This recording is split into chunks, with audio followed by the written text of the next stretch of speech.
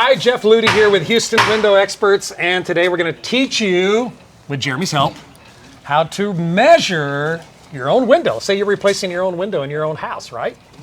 Sure, you could pull your own wisdom teeth. I have a video about that. But if you insist on replacing your own windows, or if you're going to look over the shoulder of the guy you hired to replace your windows, here's how you measure a window in a brick opening. So, Jeremy, tell us what you're going to do. Well, the first thing I want to know is what window I am installing into this opening, just to make sure I've thought about everything and how it's going to finish out. But basically on a brick house, I'm going to measure the brick opening, and I'm going to measure the brick and go off of that. I kind of ignore the window itself because sometimes there may be big caulk beads and stuff like that. So I measure at least 3 places on the width, come down here and measure and get my tightest point. And this is a minimum. Get your tightest point and get your tightest point. That's all very straight, but sometimes you'll see the brick going like this. So sometimes I'll step back and want to spot and measure that tightest point. Okay, because if you don't measure the tightest point and you make your window bigger than the tightest point, what happens? You got a problem. You got a problem. Yeah, you got to find a good brick mason. So I find that tightest point.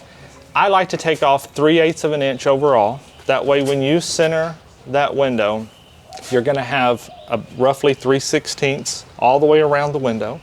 That gives you room to level, plumb it, square it up. Play with it a little bit. Get it right, because no house is perfectly level and square. It's just never is. So what did you determine to be your measurement here? Were they all 3 pretty much the same? Yes. Yeah. So this is not the norm. This is rare. Is it really? This is rare. Yeah, these are nice straight lines. They okay, are. well, this was probably built in the 50s when craftsmanship was... Right.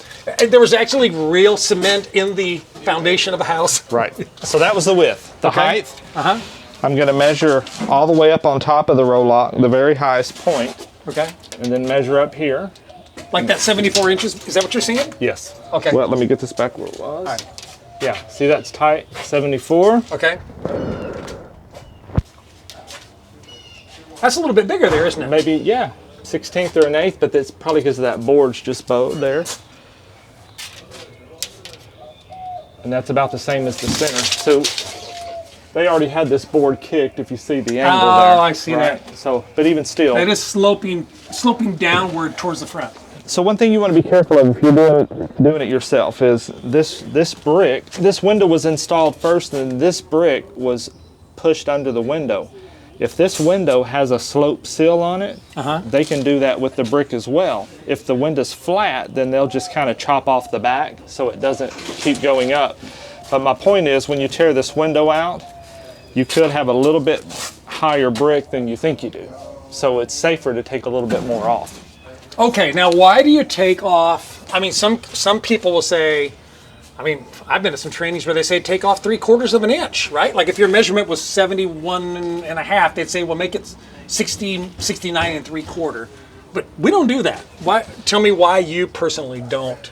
I personally don't, because I guess doing it so long, I have a good vision of if it's out of square or not. If I see that it's out of square, I can check it. I can measure to see if it's square. I'll just do this really quick. You can put it in the corner and measure tight, and then do the opposite, and that'll tell you if it's square. Okay. Usually I don't do that because I can just tell by looking at it. Usually it'll show you. Yeah. The reason the manufacturers say to take so much off because it may be out of square, and then people will go put that window in and it's being out of square, so they had to jam it in, and everything's touching it and shoving it, and the sashes get out and it won't operate properly. It may leak. So if you have to use a hammer to get the window in, that's no good? Right. Okay. All right. Yeah. So if you're going to err on the side of making it a little too small. Right. Not too small, but a little too small. And also that gives you room for a foam. You can always foam it. Right. Use some really good caulking. You want to have enough caulking on there that's not such a tiny bead that it's not going to actually create a stable connection between the brick and the vinyl, or the brick and your aluminum, or whatever window you're doing, correct? Right. All right, so we've got a video coming up where we take this out. Don't forget to subscribe to our channel. You see a video now that we have the window in of what we're going to do to pull this one out and put that one in. Thanks for watching. Have a great day.